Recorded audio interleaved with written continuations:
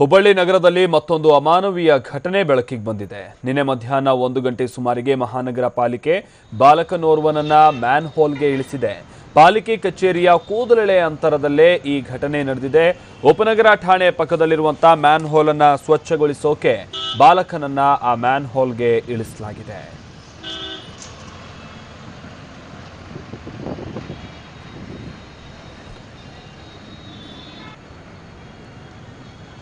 ಸಮಾಜ ಕಲ್ಯಾಣ ಇಲಾಖೆ ಸಚಿವ ಎಚ್ ಆಂಜನೇಯ ಅವರೇನೋ ಪೌರ ಕಾರ್ಮಿಕರನ್ನೆಲ್ಲ 1000 ಪೌರ ಕಾರ್ಮಿಕರನ್ನ ನಾವು ವಿದೇಶಕ್ಕೆ ಪ್ರವಾಸಕ್ಕೆ ಕಳಿಸ್ತೀವಿ, ಅಲ್ಲಿರುವಂತಹ ವ್ಯವಸ್ಥೆನೆಲ್ಲ ನೋಡ್ಕೊಂಡು ಅವರು ಬರಲಿ ಅನ್ನುವಂಥ ರೀತಿಯಲ್ಲಿ ಅವರು ಮಾತನಾಡ್ತಾರೆ. ಆದರೆ ಇಲ್ಲಿ ನೋಡಿದ್ರೆ ಪಾಲಿಕೆಗೆ ಸಂಬಂಧಪಟ್ಟಂತಹ ಅಧಿಕಾರಿಗಳು ಜೊತೆಗೆ ಸಿಬ್ಬಂದಿಯನ್ನು ಮೊದಲಿಗೆ ವಿದೇಶಕ್ಕೆ ಕಳಿಸಿ ಅಲ್ಲಿ ಯಾವ ರೀತಿಯಾಗಿ ವ್ಯವಸ್ಥೆ ಇದೆ ಅನ್ನುವಂಥ ನೋಡ್ಕೊಂಡು ಬರಬೇಕಾದಂಥ ಅನಿವಾರ್ಯತೆ ಅವರಿಗಿದೆಯೋ ಏನೋ.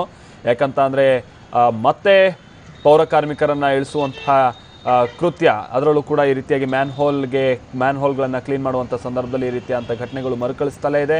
ಆದರೆ ಇಲ್ಲಿ ಓರ್ವ ಬಾಲಕನನ್ನು ಹುಬ್ಬಳ್ಳಿ ಮಹಾನಗರ ಪಾಲಿಕೆಯ ಅಣತಿ ದೂರದಲ್ಲೇ ಈ ರೀತಿಯಾಗಿ ಮ್ಯಾನ್ ಹೋಲ್ ಒಂದಕ್ಕೆ ಬಾಲಕನನ್ನು ಇಳಿಸಿ ಕ್ಲೀನ್ ಮಾಡಿಸ್ತಾ ಇರುವಂಥ ದೃಶ್ಯವೊಂದು ಈಗ ಸೆರೆಯಾಗಿದೆ ಮೊಬೈಲ್ನಲ್ಲಿ. ಇದೆಲ್ಲೆಡೆ ಈಗ ವ್ಯಾಪಕ ಟೀಕೆಗೆ ಗುರಿಯಾಗ್ತಾ ಇದೆ. ಆದರೆ ಇಲ್ಲೂ ಕೂಡ ಮಹಾನಗರ ಪಾಲಿಕೆಗೆ ಸಂಬಂಧಪಟ್ಟಂಥ ಸಿಬ್ಬಂದಿ ಜೊತೆ ಅಧಿಕಾರಿಗಳು ಇದನ್ನು ಸಮರ್ಥಿಸಿಕೊಳ್ಳುವಂತಹ ರೀತಿಯಲ್ಲಿ ಮಾತನಾಡ್ತಾ ಇದ್ದಾರೆ ಅನ್ನೋದೇ ದುರ್ದೈವದ ವಿಚಾರ.